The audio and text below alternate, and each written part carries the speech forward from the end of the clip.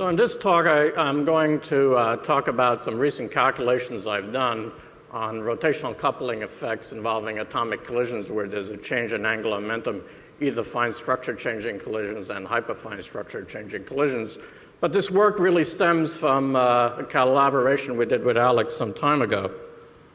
And so as an overview, I'm going to talk about the basic theory that we developed in this paper in 1994.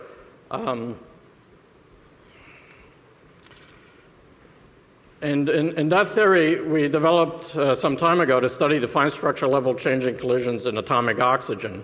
The ground state of atomic oxygen is a triplet P term and contains 3 fine structure levels. Their radiative decay is an important cooling mechanism for the Earth's thermosphere, and we were interested in obtaining accurate collision data required by modelers at that time. We thus developed a general molecular theory of fine structure relaxation and excitation of complex atoms and collisions. Because of that theory's general applicability, I will briefly review it below. I will then describe recent applications to other systems, in particular the titanium-helium system, a 3F atom in collision with a structureless target, the helium atom, and I will also discuss hydrogen-hydrogen collisions in which the hyperfine levels undergo a transition due to the collision-induced spin flipping of the electrons.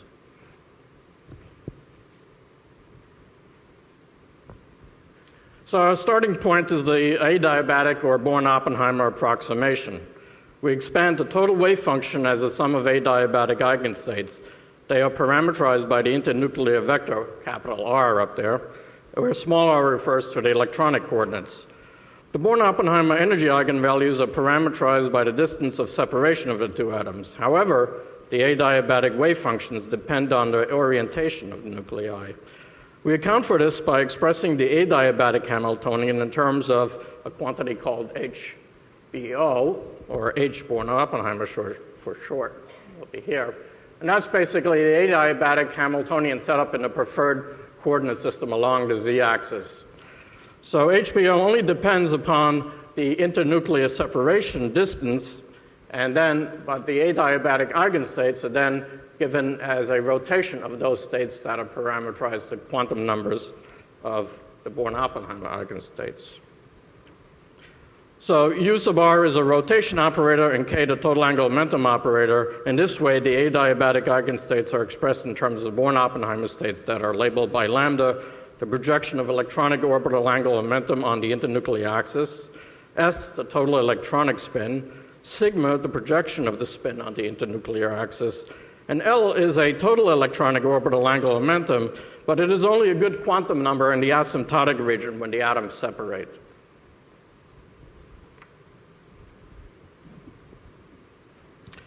Using this expansion, we obtain an effective Schrodinger equation for the amplitudes F. V sub r is a multi-channel scalar potential and is expressed as a linear combination of the Born-Oppenheimer eigenvalues. The entries in the 9J symbols over here refer to the various angular momentum quantum numbers of the separated atom. We also have what is called the diabatic correction that typically is included in the theory, but from a calculational point of view is neglected because it's smaller than the quantity W over here. Notice that the scalar potential, even though it is off diagonal in the Born-Oppenheimer picture because of these quantum numbers of the separated angular momentum, it is only dependent on the internuclear distance. So this term over here is actually not anisotropic. All of the anisotropy is contained in this vector potential A over here.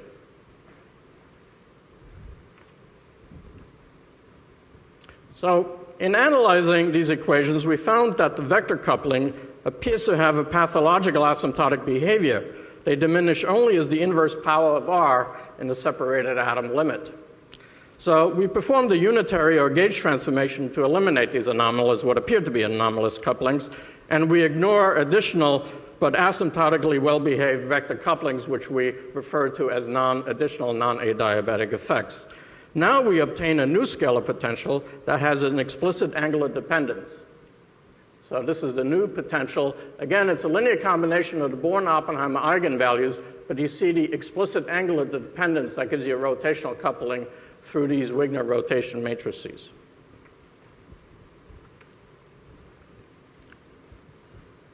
In order to solve these equations, it's desirable to obtain radial equations via a partial wave expansion up here. However, because the potential is angle dependent, we need to perform a recoupling. So we define a recoupling of the ordinary spherical harmonics. If you have an isotropic potential, you only need to concern a direct sum of these, but we have to recouple with the three J symbols over here to a total angular momentum, which we call J. Here, J labels the total angular momentum that is conserved.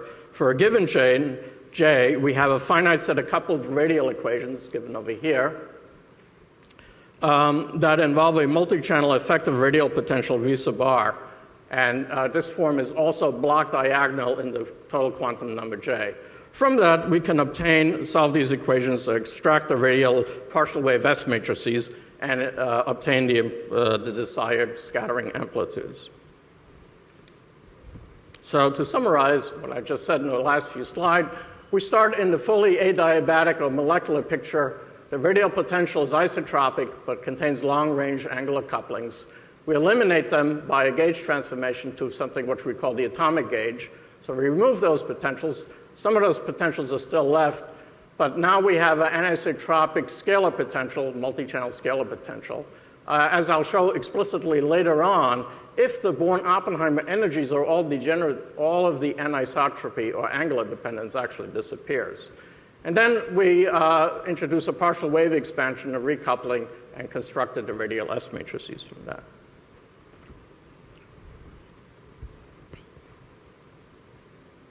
So, as one of the first applications that I want to discuss in detail is the fine structure quenching of complex atoms by a structureless projectile. So I'm using that theory that was developed for collisions of any two complex atoms, specifically oxygen, two p states. Now I'm going to let one of the atoms be just an s state. So you have a structure, titanium has a complicated fine structure, angular momentum, it's an F atom, and it's colliding.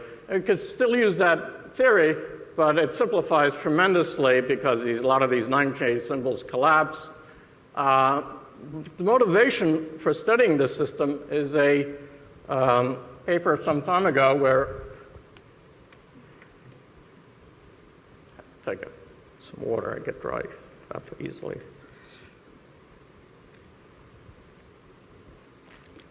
By Doyle et al. In 2004, in collaboration also with Roman Krems and Alex, where they proposed that if you try buffer gas cooling of complex atoms, and usually they don't cool very well because they have so much angular momentum, so you have a lot of inelastic transitions.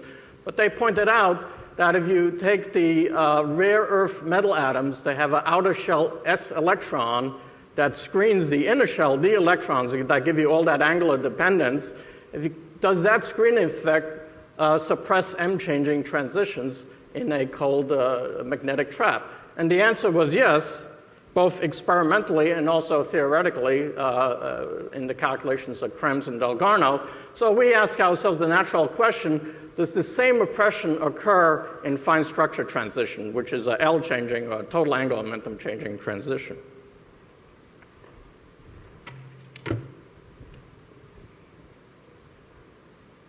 And again, we get the same couple of equations I had before as I showed up. However, the anisotropic potential, you notice over here, you still get the Wigner 3J, you still get the sum of the Born-Oppenheimer, but a lot of the 9J symbols collapse because one of the atoms is a simple structureless atom. These are the Born-Oppenheimer potentials of the titanium-helium system. This was calculated by Jacek Klaus a few years ago. And two things you notice, that the states, the four different states, the sigma, pi, delta, and phi states of this system are nearly degenerate, and also they have a fairly shallow well. Now, this has important implications in our rotational coupling theory, because if you look at the structure of this term over here, and let's express these energies in terms of a mean value background potential, which is an average of this, plus a small defect for each term. when you incorporate this into over here, the first term, you can use unitarity of the rotation matrices, and also these things collapse also because of orthogonality, and you just simply get a background potential that only gives you elastic scattering and no changing of angular momentum. So all the change in angular momentum comes about from a second term that comes from this term, which has the same structure as this, but now involves a coupling, if you like, a radial coupling that is very, very small, but this gives you all the angular coupling, and it looks like that term is very small, and it should lead to a suppression of fine structure. Indeed, our calculations show that is true. Here are some of the results of the calculation for the various fine structure levels of the titanium system. These cross-sections are about an order to 2 orders of magnitude smaller than similar systems, calculations that were done a few years ago by the Loné group of carbon on helium, oxygen on helium. But typically, these cross-sections are much larger. So yes, we do see a suppression effect in fine structure from a wide range of temperatures, down from millikelvin up to about almost thermal temperatures. At higher energies, the system samples regions near the inner wall of the Born-Oppenheimer potential. Larger entity defects are there as you go into the inner wall, and the screening effect becomes less effective. So we do see now the cross-sections at about 6,000 Kelvin or so, they do become significant. Still, typically, not an order of magnitude smaller, but still small, but they are significantly large. Now, we did this in collaboration with an experimental group, Jonathan Weinstein's group at the University of Nevada in Reno, and they measured these fine structure Leving transitions, or specifically the 3-to-2 transition, and this is their data points over here for this range of temperature. We did the calculations. First, we used the ab initio potential given by Jacek Klaas, and we sort of got the same pattern that you see over here, strong suppression, the same sort of temperature dependence, however, somewhat smaller than the experimental results. And, they don't claim very high accuracy in their ab initio calculations on the order of 15% accuracy. So actually, for me, this was quite a good agreement. We simply rescaled the potentials, a very minor rescaling, to get the solid line over here to fit with experiment.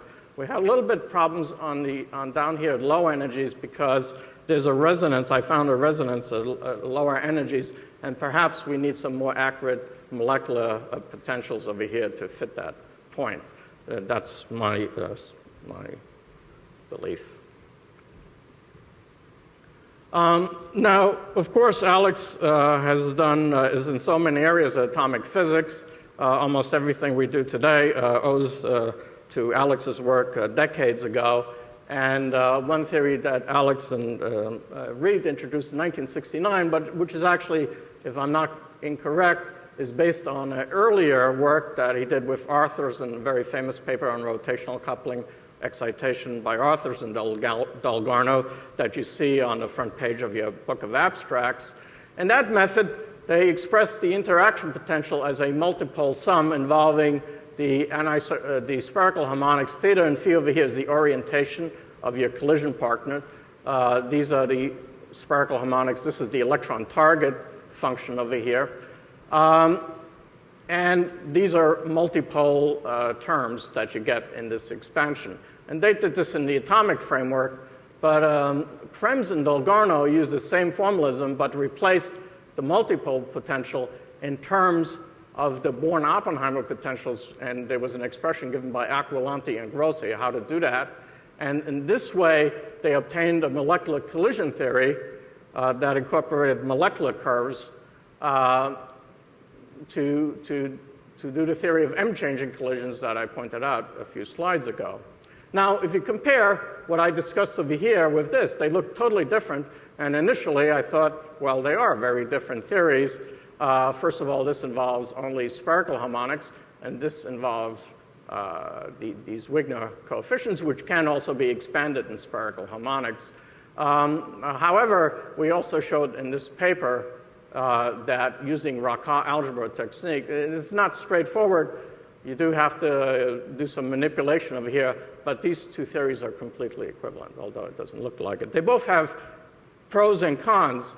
This is one of the things that you notice in this theory. You can easily isolate the various multipole terms over here that is hidden in here. However, this term is directly proportional to Born-Oppenheimer, so the screening effect you can see immediately just by assuming these things are degenerate, and this thing collapses right away.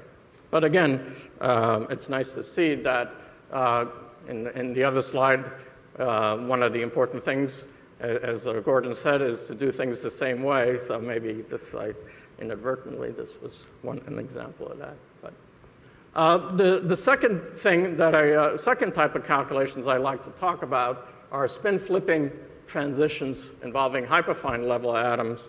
And the motivation for this is what is now today called 21 centimeter cosmology, which is considered a new frontier in cosmology.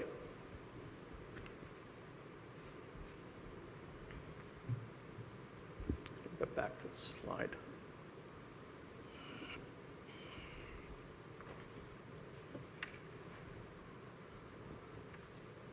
So the past decade has seen the emergence of precision cosmology. The WMAP mission measured with exquisite precision slight fluctuations in the cosmic microwave background field generated at the instance of recombination at a redshift around z equals 1,000. Cosmologists believe that these fluctuations were initially generated in the inflation scenario almost immediately after the birth of the universe. It is believed that these same fluctuations gave rise to complex features observed in the matter distribution seen in the universe today. However, WMAP took a snapshot at one instance of time, basically at the instant of recombination, right over here. Astronomers hope to follow the evolution of these fluctuations from the period of recombination to the era of reionization of around z is equal to 6, when the universe was reionized again and the first stars began to shine. The problem is, of course, there was this interim period called the Dark Ages, where the universe was primarily composed of neutral atomic hydrogen, some helium, and some trace molecules and ions and electrons. So the question is so if you want to look in the Dark Ages, you want to follow the evolution of these density fluctuations, you have to look at ground state atomic hydrogen. How do you look at atomic ground state hydrogen? The answer is, of course, the 21 centimeter line. Anyway, this is also a graph of one of the proposed future project, the Square Kilometer Array, that hopes to detect the 21 centimeter radiation at reionization and beyond into the Dark Ages. So the hyperfine structure of hydrogen, of course, the theory was worked out in the early days of quantum mechanics by Enrico Fermi, and the splitting is due to the magnetic interaction between the electron and the proton of the atom. However, it took until the early 50s before this line was observed by a famous experiment by Purcell and Ewan. Right over here, this is the radio telescope that this is Jefferson, so it's right across the park over here in Cambridge, that people first saw the 21 centimeter line. 5 minutes. This is also the 21 centimeter line, of course, also had important applications in the development of the hydrogen maser. Here's a picture of the commercial hydrogen maser in the 1960s. So how do astronomers hope to see ground state hydrogen? So if you have a hydrogen atom and it's being illuminated by some sort of radiation field, the radiation field will pump the hyperfine levels and it will also force them to decay. The quantity called the spin temperature is simply the parameter in here that gives you the level populations when the hydrogen atoms are in equilibrium with the radiation field. So if the hydrogen atom has the same spin temperature as your radiation field, you won't see anything. So as Purcell pointed out, if the spin temperature exceeds the radiation temperature, you will see an emission line, and if the spin temperature is less than radiation temperature, you'll see an absorption line. So you have to be concerned is what mechanisms will drive the spin temperature away from the radiation temperature. And there could be an adreionization. There's something called the Field-Woothausen effect. But we're concerned over here about the dark ages, and the only thing available to drive the hydrogen atoms out of equilibrium now with the background radiation, because that's the only radiation you have available. That's what you hope to see. And you need to drive so the hydrogen atoms will go to the spin temperature of the background radiation field. You want to drive it away from that. The answer, of course, is collisions. And, of course, Alex was a pioneer in developing the theory of hydrogen spin-changing collisions. Today, we call this spin exchange as the mechanism by which a hydrogen atom coming into a degenerate and triplet state performs a spin flip.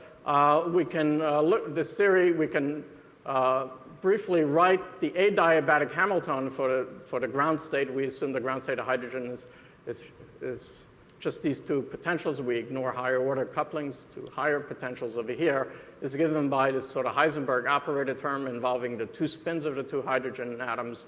And then using a method called the elastic approximation developed by him and also modified to include quantum symmetry effects by his students, we have today the canonical expression for the spin exchange collisions. There's two terms of sigma plus and sigma minus. And the reason why this is over partial waves, even partial waves, are partial waves, and that is due to the quantum symmetry of the two hydrogen bosons. A few years ago, in collaboration with Alex, Michael Jamieson, and Phil Stansel, we developed a multi-channel theory of hydrogen collisions for cold atoms. Basically, we were interested in frequency shift and broadening effects. However, a few years later, Alex asked me to redo using that code to redo the calculation for spin exchange, because that code can also handle that. Now, this is a calculation that Alex did about 40 years ago, almost 40 years ago. And, but again, because this is the era of precision cosmology, the modelers need very precise data in order to model the emission or absorption lines of hydrogen. So he suggested to redo the calculations because, after all, we have more accurate potentials, thanks to Michael Jamieson, and we have this multi-channel effect. And so this is a result of my recent calculation, well, 2005, when I redid the calculations. I just put this graph next to it to show you the original calculation by Allison and Dalgarno. It's amazing, actually, in the 40 years separation between this, even though we have that this holds up quite well. I mean, you see even a lot of the resonances are the same. Some of them are missing, of course. And all the more, you have to take in consideration that the computing power available then is probably less than I have in my wristwatch here today. So, and of course, this data is very important to astronomers today. And it was used by two cosmologists, Loeb and Saldiarica, who used these collision rates to predict that, indeed, you can see 21 centimeter radiation in the dark age universe. So that's an important driving force today in 21 centimeter cosmology. How much time? 1 minute? Okay, I'll briefly. What I just want to point out is that the spin exchange term comes from this part of the Hamiltonian that is isotropic. It's isotropic because you notice that the energy only depends on the internuclear distance. There's, of course, another, the two spins of the two hydrogen interact through a long-range interaction, and that gives you anisotropy. If you take this whole Hamiltonian, though, you can write it in the same way as I showed you in one of the slides earlier before, in terms of a Born-Oppenheimer, where you put this in a preferred frame, and it's only dependent on R and multiplied by these two rotation operators. And you get exactly the same theory that I had before. The potential that the anisotropic potential then you get has this structure. The 3J symbols now vanish because this is an even simpler system.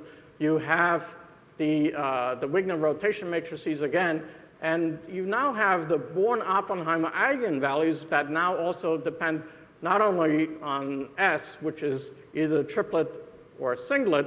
And remember, typically we think of the triplet states as being threefold degenerate. But when you include that anisotropic interaction, they actually split. Two at a level stay the same, the two m plus or minus 1 levels have a small shift in the downward direction, and the m equals 0 level has a shift in the upward direction. So these terms are now split, and this causes the anisotropy from this point of view. Of course, they're all degenerate. This doesn't give you anisotropy. And so just to finish up, I will be finished now. We put this in standard formula. Here are some of the results for the dipolar spin-spin interaction cross-sections. There's a structure very similar to what you saw for sigma plus and sigma minus. I have a green curve and a blue curve. They refer to the fact that, again, these are quantum symmetry effect. It splits into two pieces. As you go up to higher energy, they start to coalesce again because these quantum symmetry effects then get averaged out. One thing that is interesting is a lot of people use the Born approximation to treat these dipolar couplings. Now, I found out, I don't show it on this graph, but I actually went down to millikelvin over here. The Born-Oppenheimer approximation works very well down in that region, but it completely fails at high energy. Indeed, if you think about the Born-Oppenheimer approximation, you have two plane waves. You have this dipole operator that goes 1 over r cubed. You put it in the integral, all of the energy dependent cancels out. And what you predict is a cross-section for the Born-Oppenheimer approximation that is constant. Actually, it has a value up here and it goes over here, where these cross-sections decay like this. So you have to put in a lot of effort to do a multi-channel calculation over here. But it's necessary. The Born approximation fails completely. I don't have time left, but I just want to show you. I tried to find a method of doing these types of calculations a simpler way, finding something like this elegant elastic approximation. But you're unsuccessful because you get a coupling matrix. So you try to diagonalize this. The key with the elastic approximation is to try to find a diagonal representation, do elastic scattering, and then recouple at the end of the day to get the transition. You can't do that here because you can try to diagonalize this interaction, but if you do that, you're going to screw up this term over here, which is for different channels, you have different angular momentum over here. And so you can't use the elastic approximation. So finally, the summary I leave over here. There are additional issues that I'm pursuing at the moment. Is I pointed out that one of the ways we got the anisotropic coupling, the scalar coupling, there is still a piece left over, a vector coupling, that I haven't treated in here, and that's the topic of current and future investigation. I'd like to thank you for your time.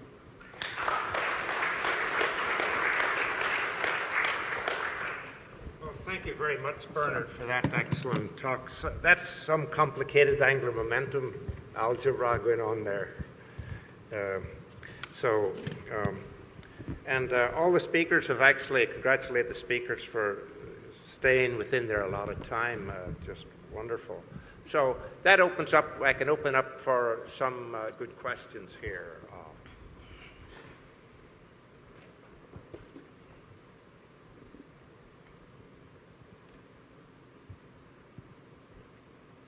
So if... yes, Gordon has a question. Yeah. Yeah, can you say a little more about this geometric magnetism? Is that going to give rise to observable effects, or how would that? Right. Right. What geometric magnetism? That's terminology invented by Michael Berry. What he did is he took the model. In the Berry phase, he had a simple two-state model where he showed you had adiabatic evolution. You have some sort of parameter, and you change the parameter, and you get an accumulated phase. That phase is expressed as an integral of a vector potential around the loop.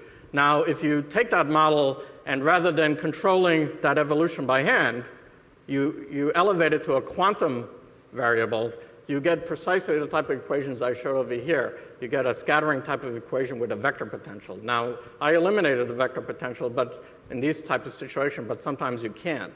And so you get what is called geometric magnetism because these vector potentials act like an effective magnetic field. So the system behaves as it's evolving in an effective magnetic field. And furthermore, it can give rise to geometric phase effects. So they're very interesting. I don't think that answers your question, but...